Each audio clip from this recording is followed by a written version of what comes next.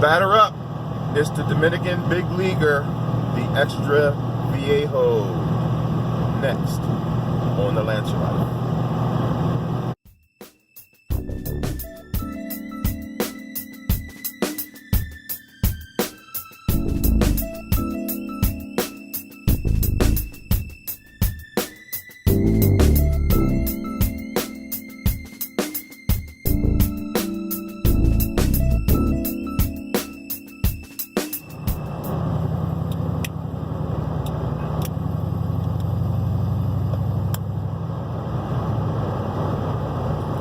Francisco Almonte literally has had his hands in tobacco since the age of 7 years old. At 7 years old, he used to work with tobacco, and his first job was deveining tobaccos, taking the stems out of that vein out so that it can be used for cigars. At the age of 10, he began rolling cigars for the very first time. He has worked with Lito Gomez of La Flor Dominicana. He has also worked with Arturo Fuente cigars. And finally, he began producing his own cigars somewhere around 2013. Seen DBL cigars around. It's not a hard to find cigar, and I know at least one cigar shop that uses DBL to manufacture a house blend cigar. Barry Whitmer, this is for you. I've had a number of their cigars. I enjoy them, but the Dominican Big Leaguer Extra Viejo is different. Let's take a look at the cigar. This is a beautiful box press Robusto, which is a little longer than most Robustos I've ever had, but that's what it said on the tag. What we have here is Mexican Arapiraca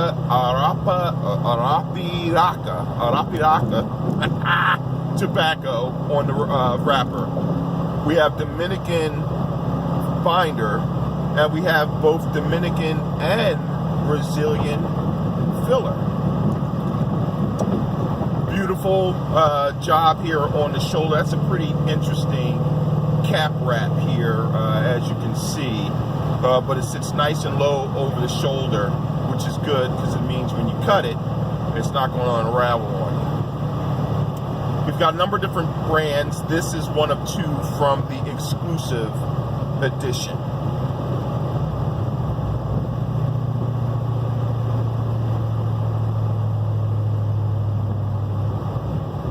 I've had one of these before. I've told you on many times, or I'll tell you on some occasions, the first time I smoke a cigar is with you all. This is not the case. I've had a couple of DBL cigars, and this is not my first one of these. The first thing I will tell you is you don't want to uncork this and have it sitting in the box with some of your other cigars. It has a very powerful, potent hint of that Kentucky fire-cured smell that will probably permeate to other cigars in your box. So you want to be careful about where you unwrap it. This is one that I would probably leave in the cellophane and not leave loose hanging around the box.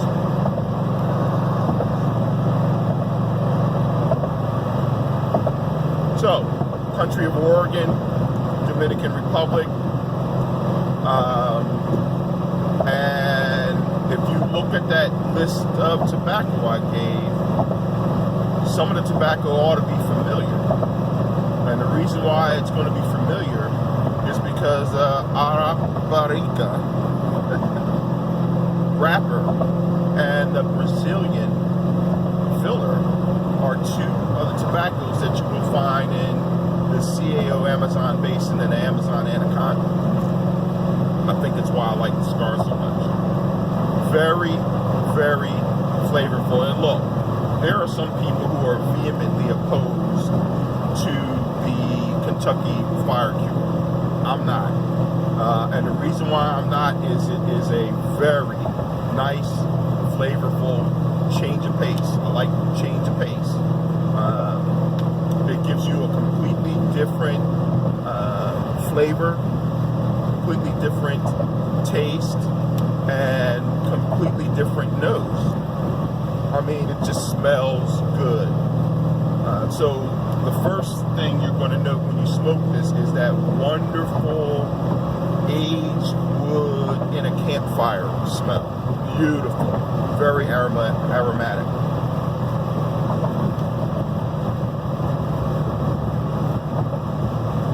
But also, you're going to get a nice amount of spice, not overly spicy. This is not a medium body, I mean, this is a medium body cigar, and medium in flavor. I wouldn't call this a full flavored cigar by no stretch of the imagination. This is something that would go great with a morning cup of coffee and something cool to ride around in. The ash, beautiful, black and gray. I butchered the light. Woo, it was bad.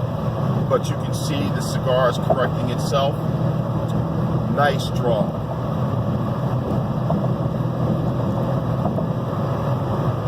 Effortless draw. Lots of smoke. Don't have to open the window here. And good flavor. I'm thinking, like I said, slight pepper, definitely cedary, light notes of leather.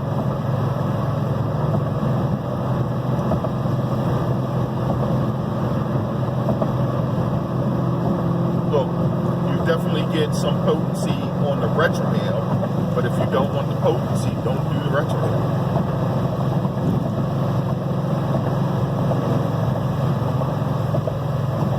Leathery, dominant, woodsy, dominant, earthy, not beefy.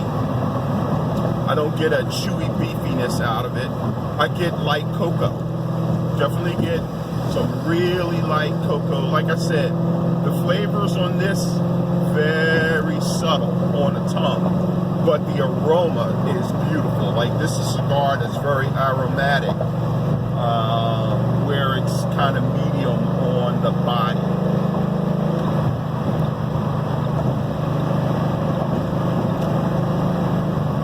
These cigars come in a really nice box that gives multiple shapes and sizes. I've even read where part of the box gives some sampler sizes that don't come in labels. I didn't write down what size they come in, but I believe there's a Robusto and there's a Churchill, and I believe Coronas are the sizes that come in. A very decorative. Like I said, this is kind of a exclusive edition cigar. I want to thank my man Dan at Wooden Indian for making this suggestion to me. Guy knows what I like and gives me good stuff, which allows me to climb on my soapbox and talk once more about the value of going to a local tobacco shop. When you frequent a tobacco shop, the guys at the tobacco shop, they're really smart and they want to sell cigars. The really good ones understand after you visited them for a while, and based on some of the likes and dislikes, will make some really neat recommendations on new cigars that you can have and enjoy and try. Now, I've said before, I don't buy cigars by the box. Number one, can't afford to. Number two, where's the fun in that? I like a lot of variety. I like cigars that will suit my mood, suit my taste, suit the weather, conducive to the length of the trip I'm on, that will suit whatever it is that's going on in my life. And if you buy buy 30 of the same cigar, you're going to get 30 of the same thing. I don't like sitting down. I love steak, but I can't eat steak 30 days in a row. I just can't do it. So having a variety of cigars in your box by trying different things can give you some things that suit the mood, suit your palate, and suit the flavor that you want to enjoy. And you know what we say, variety is the spice of life.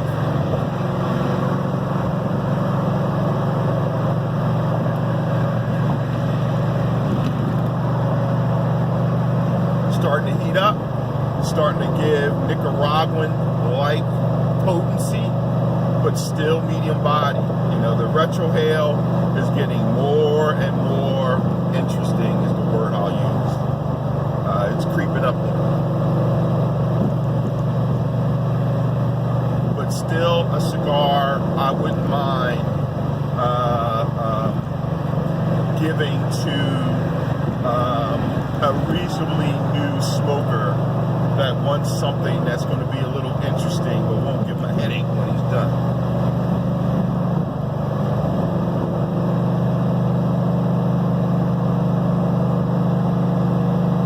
Nice tight ash, well balanced. I haven't given my balance description. Balance to me means it gives the right amount of chemical reaction in the mouth to where it doesn't dry me out and doesn't cause me to over salivate. If you had a cigar that makes you, that's not a balanced cigar based on my description.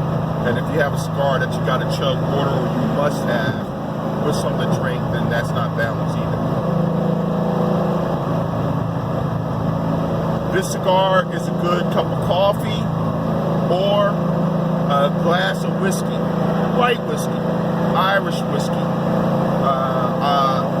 It would also pair well, I think, with a nice white wine. I wouldn't go too heavy. I wouldn't do bourbon. I wouldn't do a speedy scotch. I wouldn't do a rum necessarily with the cigar either, because it would tend to get in your mouth and dominate the flavors and kind of confuse your mind and jack up your experience. We want good experiences.